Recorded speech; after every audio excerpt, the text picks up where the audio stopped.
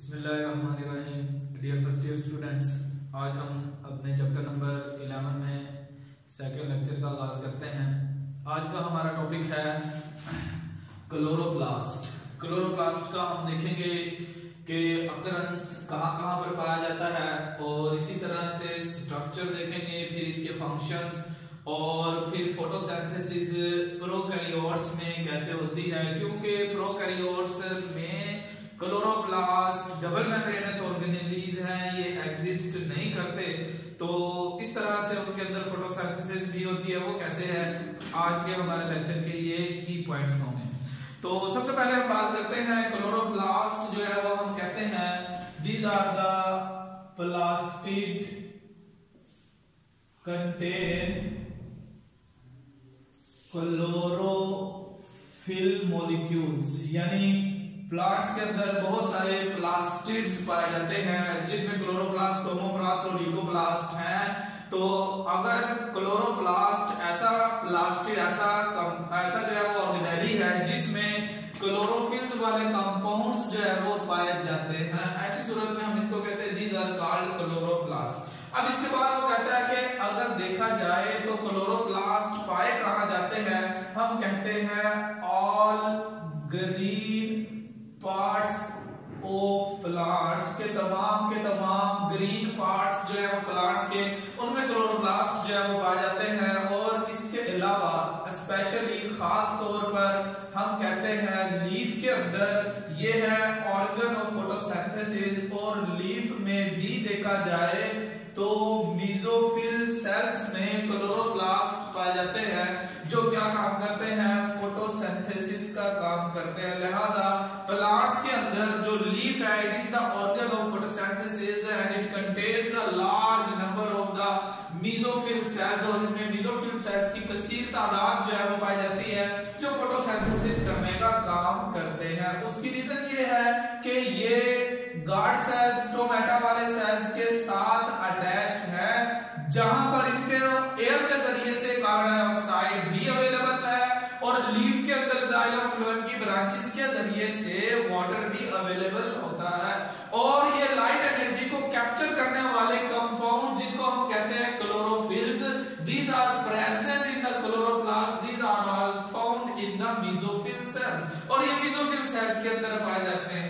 अगर स्ट्रक्चर के एतबार से हम बात करें तो नंबर 1 हम ये देखते हैं कि क्लोरोप्लास्ट जो है ये एक डबल मेम्ब्रेनस ऑर्गेनेली है, और इसके हम देखते हैं कि जो आउटर मेम्ब्रेन है it is the smooth, outer membrane is smooth while the inner membrane forms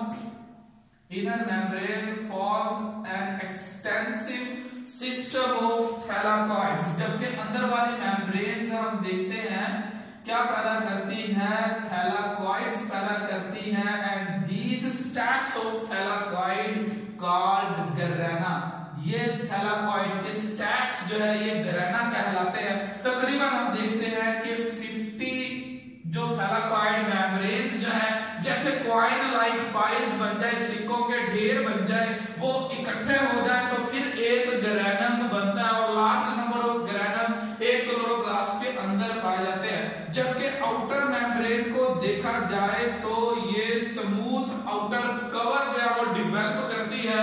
और इसके अलावा तीसरे कंपोनेंट के तौर पर अगर हम देखें तो इसमें स्ट्रोमा पाया जाता है। स्ट्रोमा फ्लूइड पोर्शन है इस क्लोरोप्लास्ट में, और इस तरह से इसी फ्लूइड पोर्शन में बहुत सारे एंजाइम्स, कोएंजाइम्स और ग्लूकोज के मॉलिक्यूल जो फोटोसिंथेसिस के नतीजे में पैदा हुए हैं वो मौजूद रहते हैं। इसके अलावा अगर हम कहें कि क्लोरोप्लास्ट जो है वो सेल्फ रेप्लिकेटिंग ऑर्गेनेली है, यानी क्लोरोप्लास्ट का अपना डीएनए है और अपने राइबोसोम्स भी मौजूद होते हैं। अब देखिए अगर जरा डायग्रामेटिकली अगर हम इसको बना लें तो क्लोरोप्लास्ट को हम इस तरह से ड्रॉ करते हैं। सपोज किया कि ये एक आउटर मेम्ब्रेन हमने इसकी बना ली, और इसी तरह से ये इनर मेम्ब्रेन है, तो इनर मेम्ब्रेन हमने कहा ये खास तरह की एक्सटेंशंस डेवलप करती है है and these extensions are in the form of the coin like piles, जैसे कि सिक्कों के ढेर हों, इन ढेरों को हम कहते हैं these are formed of by thylakoid membranes, ये थैलाकॉइड मेम्ब्रेन्स से मिलकर बने हुए हैं, लिहाजा इनको हम कहते हैं दीज आर द ग्रेनम। ये देखें, ये इनर मेम्ब्रेन की ही एक्चुअल में एक्सटेंशन है। इस तरह से large number of thylakoids are existed in these chloroplast fluid filled portion that is called stroma. तो बहुत सारे इसके अंदर हम देखते हैं कि इस तरह के ये जो सिक्के जैसे ढेर हमने बनाए हैं, these are the membranes that are called thylakoid. अब देखिए जरा हम इसको लेबल कर लेते हैं। तो सबसे बाहर ये आउटर कवर है, it is called outer membrane, ये बाहरूनी इसकी मेम्ब्रेन हुई, और इसी तरह से इसको हम कहते हैं it is the inner membrane, और यही इनर मेम्ब्रेन अंदर की तरफ अगर हम देखें तो ये सिक्कों जैसे ढेर बना करती है, जिसको हम कहते हैं these are called grana और singular these are called granum। इस एक को हम कहते हैं it is called granum, और इसमें ये जो एक मेम्ब्रेन हम बनाते हैं this membrane is called thylakoid।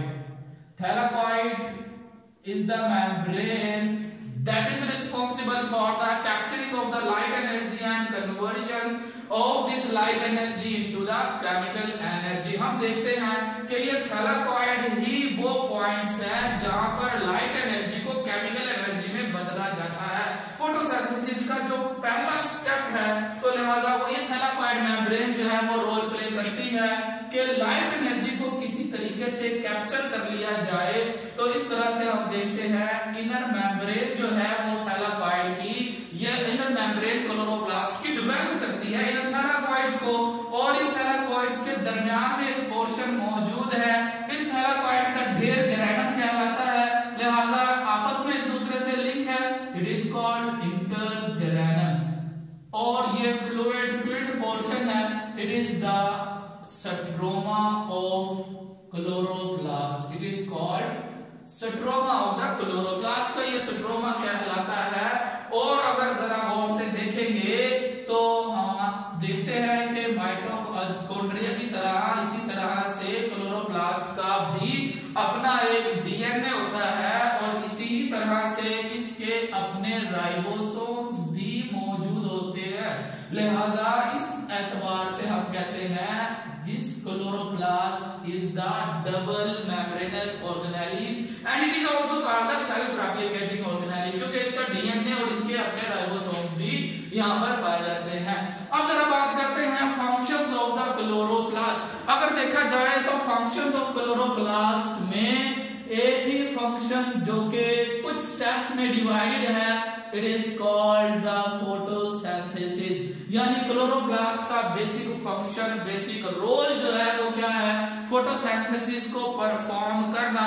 अब इस फोटोसिंथेसिस को हमने अपनी अंडरस्टैंडिंग के लिए टू पार्ट्स में डिवाइड किया है, एक जिसको हम कहते हैं लाइट रिएक्शंस, और दूसरा हम इनको कहते हैं these are the dark reactions. यानी light reactions are those reactions in which light energy is captured and is converted into the chemical form in the form of ATP and NADPH.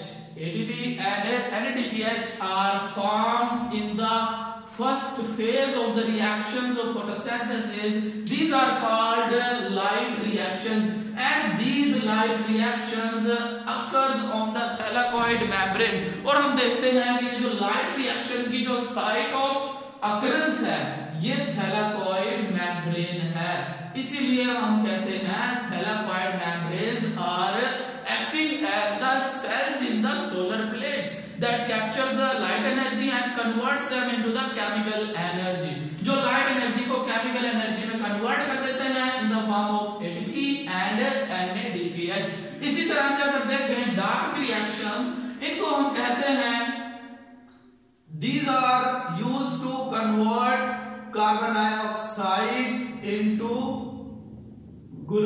यानी इन reactions में हम देखते हैं carbon dioxide को glucose में convert कर दिया जाता है। और इसी तरह से अगर इसकी साइट ऑफ अकरेंस की बात की जाए तो dark reactions occur in the stroma of the chloroplast, यानी ये स्ट्रोमा वाली जगह पर डार्क रिएक्शन चलते हैं और थैलाकॉइड मेम्ब्रेन वाली जगह पर लाइट रिएक्शन चलते हैं, जिनमें हम देखते हैं कि एटीपी के मॉलिक्यूल्स पैदा कर लिए जाते हैं, NADPH पैदा कर लिए जाते हैं, ताकि बाद में एटीपी और NADPH के मॉलिक्यूल्स को इस्तेमाल किया जाए इस कार्बन डाइऑक्साइड को ग्लूकोज में कन्वर्ट करने के लिए, यानी कि for the reduction of the carbon dioxide. तो इस तरह से ये फोटोसिंथेसिस के रिएक्शन हुए। लेकिन इसके अलावा भी एक और अहम फंक्शन जो कि चलता है इस थैलाकॉइड मेम्ब्रेन्स के अंदर, इसको हम नाम देते हैं, it is called chemiosmosis. Chemiosmosis is the movement of ions, जैसे केमी से मुराद यहां पर है मूवमेंट ऑफ आयंस कह दे, या इसी तरह से हम कहते हैं एक्चुअल में इलेक्ट्रॉन। एंड ऑस्मोसिस से मुराद क्या होता है, across the membrane, across movement across the membrane,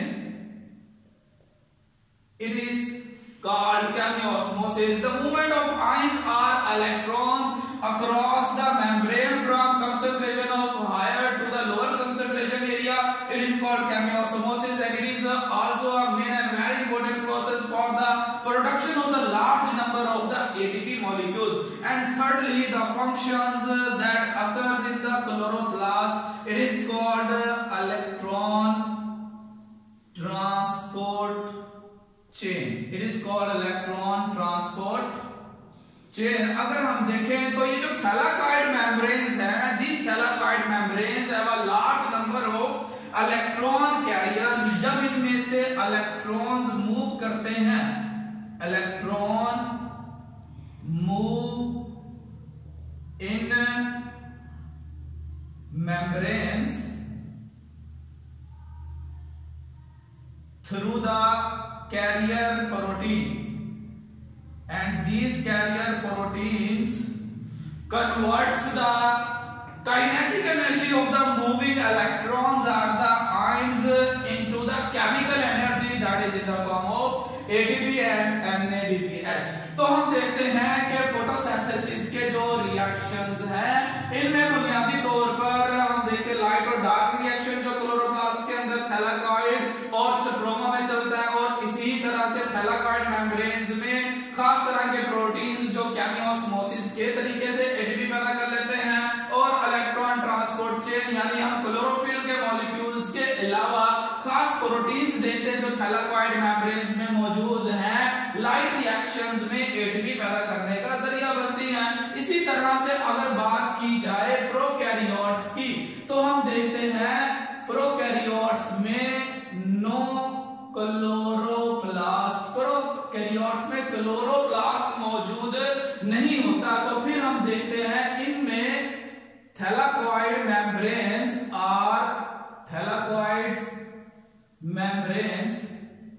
are suspended in the cytoplasm, suspended in cytoplasm।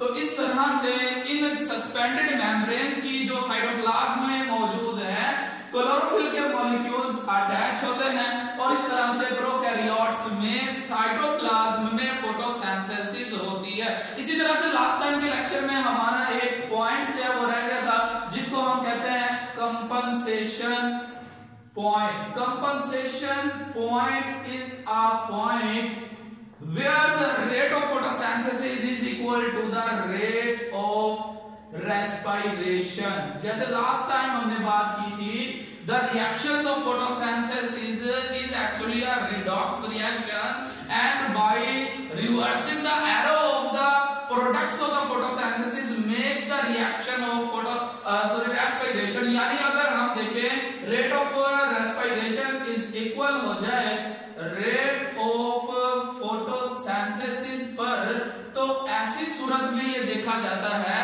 कि रेस्पिरेशन के नतीजे में प्रोड्यूस होने वाली कार्बन डाइऑक्साइड जो है यूज हो जाती है, यूज इन फोटोसिंथेसिस।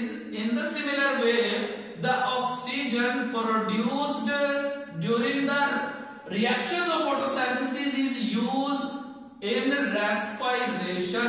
देन इस कंडीशन में हम देखते हैं प्लांट को no net gas exchange with the environment, यानी plant no net gas exchange